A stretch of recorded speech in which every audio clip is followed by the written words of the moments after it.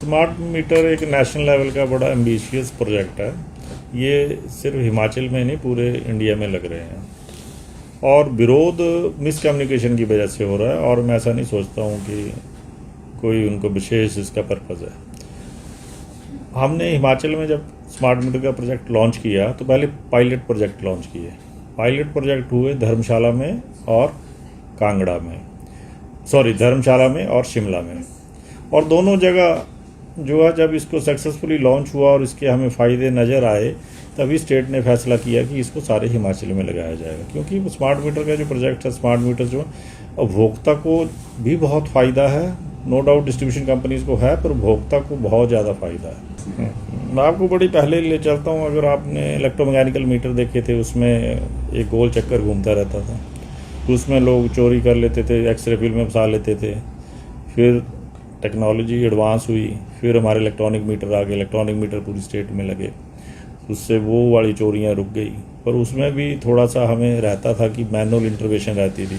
कई बार बिलों में ट्रबल आ जाती, बिल्स जो होते थे कई बार अंडर बिलिंग होती थी, बाद में इकट्ठा ऑडिट का जब आता था तो ऑडिट का इकट्ठा अमाउंट पड़ जाता था। आज स्मार्ट मीटर क्या कि आपकी रोज़ की खपत आपके पास होगी और ऑडिट का जो पहले अमाउंट का भी इकट्ठा पड़ता था वो उसके पड़ने के चांसेस बहुत कम हो गए हैं, क्योंकि सारा सेंट्रलाइज्ड होगा तो वैसा इकट्ठा बिल कभी नहीं आएगा। लेकिन जितनी आप ऊर्जा, जितनी बिजली आप खर्चोगे उतना बिल आएगा आपको।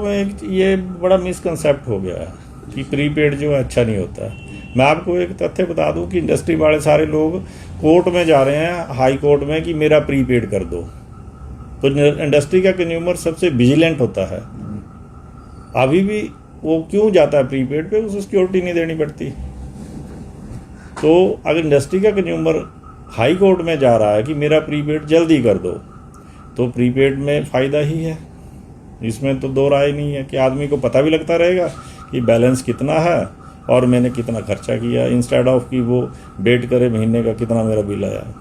इससे ज़्यादा लिंकेज नहीं है। वो तो सिर्फ एक मैसेज आ जाएगा उनको, जी इतना आपका रह गया, जो ऑर्डनरी फ़ोन में मैसेज आ जाता है। ठीक है, वो जो स्मार्ट फ़ोन यूज़ नहीं करता उसको एप्लीकेशन ना हो, लेकिन उसको तो अपनी कंजम्पशन से मतलब है ना कि आज इतनी कंजम्पशन होगी, मैसेज आ जाएगा। तो ये भ्रांतियाँ हैं जो फैलाई जा रही हैं। ऑनलाइन, जब ऑनलाइन ही होगा, प्रीपेड होगा तो ऑनलाइन होगा कि आपने रिचार्ज करना, चाहे जैसे आपके टेलीफोन आप रिचार्ज करते हो, या तो आप खुद रिचार्ज करते हो या किसी वेंडर के पास जाते हो, वही सिस्टम रहेगा। नहीं, ऐसा नहीं है। जब इंडिया की कंप्यूटराइजेशन, डिजिटलाइजेशन हुई थी तब भी ये कहा था कंप्यूटर आ गए और आपका जो रोज़गार है वो कम हुआ। लेकिन आपको पता है कि इससे डिजिटलाइजेशन से रोज़गार बढ़ा ही था। चुनौतियाँ नहीं है, ये सिस्टम को आसान कर रहा है।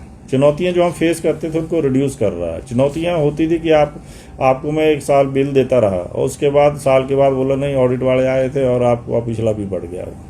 वो आपके लिए एक बड़ी अच्छी बात है। दूसरा, जब चोरियाँ कम हो जाएंगी, इसमें नो डाउट जो चोरियाँ करते थे उनके लिए तो ये तंत्र है, पकड़ लेगा। कई बार जो डोमेस्टिक सिस्टम से जिन्होंने कमर्शियल चला रखा है वो भी एक एनालाइज करके बता देगा।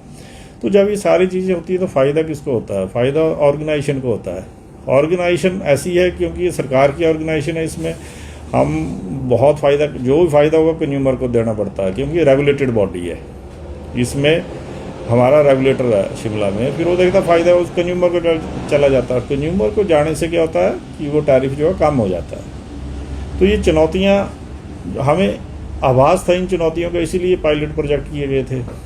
जैसे आप चारों के घर यहीं पे हैं, धर्मशाला में हैं, तो जब धर्मशाला में कोई ट्रबल नहीं हुई, जब शिमला में कंज्यूमर को कोई ट्रबल नहीं हुई, तो हम क्यों एंटिसिपेट करें कि दूसरी जगह ट्रबल होगी? अब तो सिस्टम उससे भी बेहतर आ रहा है। स्मार्ट मीटर में पता लग जाता है कि अगर आप सोचो आपके घर आपने डोमेस्टिक लगा रखा है मीटर और सुबह 9 बजे आप उसको रोज़ ऑन करते हो, शाम को 7 बजे बंद करते हो, तो पता है दिन को यूज़ कर रहे हैं। जब ये डाटा कंटिन्यूसली 6-8 महीने आएगा तो अपने आप दे देगा भाई एक ऐसा डोमेस्टिक मीटर है जो दिन को चलता है, रात को और सुबह नहीं चलता।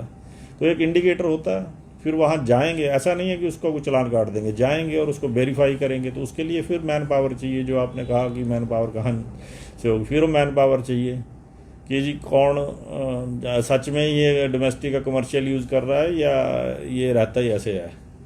तो उसमें हमें डाटा से पता चल जाएगा, फिर अकॉर्डिंगली जो एक्चुअल पोजीशन होगी अकॉर्डिंगली एक्शन हो जाएगा।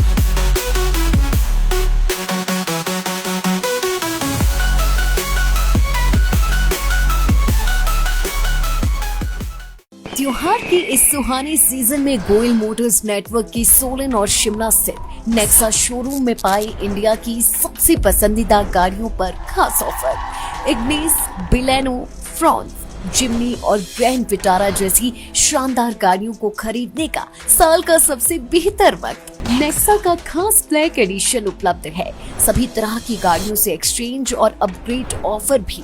तो देर किस बात की, आज ही सोलन या शिमला में गोयल मोटर्स के नेक्सा शोरूम में पधारे और पाए कार खरीदारी का एक कभी ना भूलने वाला सुखद अनुभव।